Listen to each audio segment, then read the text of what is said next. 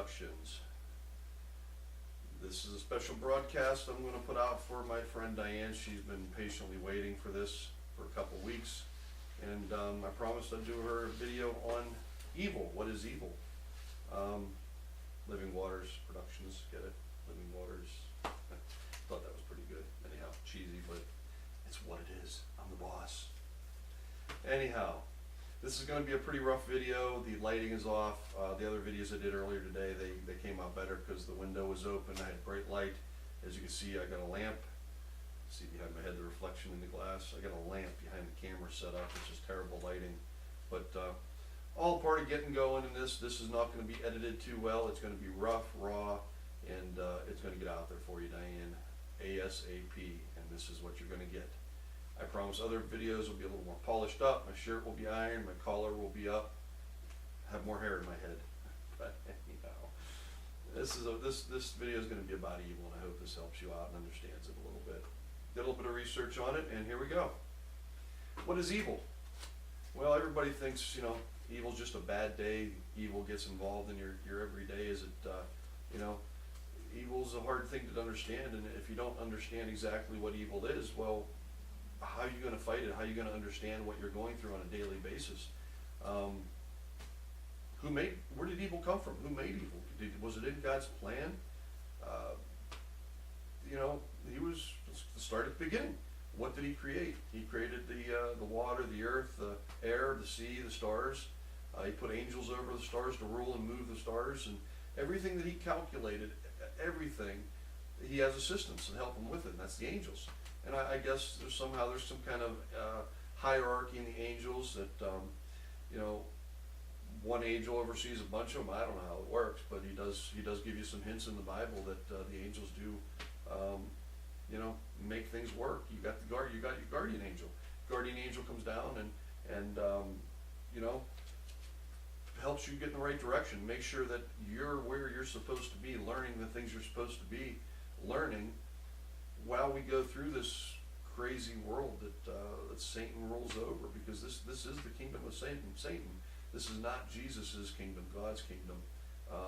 He gives rule over Satan. That's why, when Jesus went to the desert for 40 days, the devil came to tempt him. He was presented with evil. He was given a choice. The choices he was given was, he was hungry, so the devil tried to tempt him with food. And Jesus said, no, you don't live on, bread and water or something like that alone. And then the devil tried to coax him into jumping off the mountain, and the angels would minister to him, would take care of him, would not let him fall. And Jesus told the devil, you're not to tempt thy Lord. And then the last thing, this is where you know that the devil rules his kingdom, because he tried to give it to Jesus. He tried to give God's creation back to God. So that tells you right there that Satan rules this world. And he said, I'll give you all kingdoms. He stood up on a mountain and he showed Jesus all kingdoms. It wasn't just the kingdoms of 2,000 years ago. It was all kingdoms. That includes America and Europe today, and Europe and America in the future, and all of the world past and future, because they don't live. They're spirits. They're God. God came down, manifested as a man, but he still, his world is not this time. So he tried to give all of it in one shot, and Jesus said no. This is your kingdom. I have my own. My kingdom is in another place. So knowing that, go back to the beginning. The angels were placed under us. We were to rule over the angels. When we die, we get to heaven. Hopefully we get there. We rule over the angels. And that didn't sit very well with one angel. Most people don't realize Satan, Lucifer, was a beautiful angel. He was the most adorned angel with jewels and gold, and you read in the Bibles all kinds of jewels, beautiful jewels of the day, and he was the most renowned, loved angel by God. And the problem with that is this angel was not happy enough with his place and order in the world and in the spirit world. So he got mad. He got angry. He got vanity, and he wanted what God had. He wanted all of it. He wanted his own kingdom. He wanted to be his own ruler. He did not want the humans to rule over him. So he got angry. And he infected a lot of people with that anger and that vanity and that pride. The worst evils ever to be presented is pride and vanity, and that's what started the fall. And he took a third of the angels with him down to here. So he's down here. What does he do? In the Old Testament, it talks about, these guys used to run around and possess people all the time. It was very common for them to be possessed in the Old Testament. New Testament, they're not allowed to touch people. It's a rare occurrence now when you have actual possessions. You have exorcists that go out and do exorcism, but you talk to any exorcist, they'll say that most of it is a psychological problem with people. So they actually take a few people, go with them, not just a priest, but they take a priest that's educated in psychology, and they do a psychological evaluation. It's not just come out to a house and see some girl with a spinning head and green stuff flying everywhere. It doesn't work like that. But there are actual possessions in various natures, and one of the things they do to these exorcists is they call out the demon. They say, in the name of our Lord Jesus Christ, what is your name? And whenever you provoke the Lord's name, those demons have to answer back. I wouldn't try this at home, kids. It can be a very tricky thing, and you can create more problems, but that's a whole other story.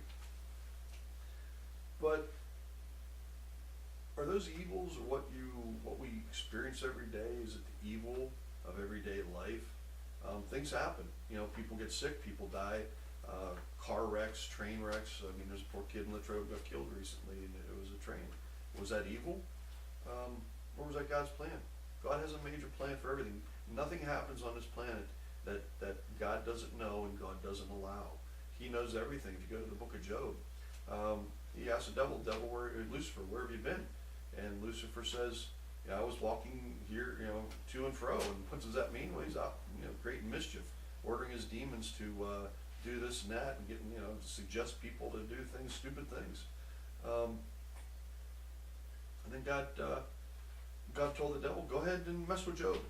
Go do whatever you want, just don't hurt him, don't kill him. So he goes out, takes all his kids, all of his possessions, all of his herds. He had cattle, sheep.